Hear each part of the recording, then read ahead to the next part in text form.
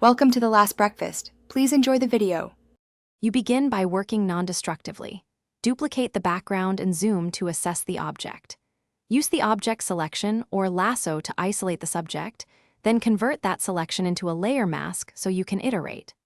Once done, refine the mask edge using feather and smooth to avoid hard seams, because accurate edges tell the generative fill what to preserve. Make sure to hide distracting layers and keep the file backed up, since small mask errors will show after generative replacement. You now run Generative Fill on the masked area, choose Edit and then Generative Fill so Photoshop analyzes surrounding pixels. Describe what you want in a short prompt.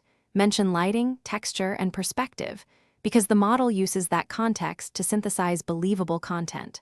Once the first result appears, evaluate edges and texture continuity and iterate. Try different prompts or expand the sampling area.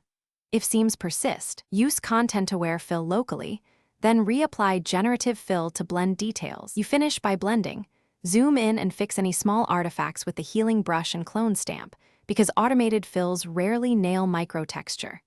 Then match tones using curves, color balance, and if needed, a subtle warp to align perspective. This makes the filled region indistinguishable.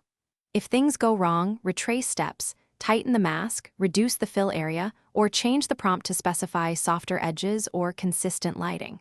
Finally, flatten a copy for export, keeping layers for future tweaks.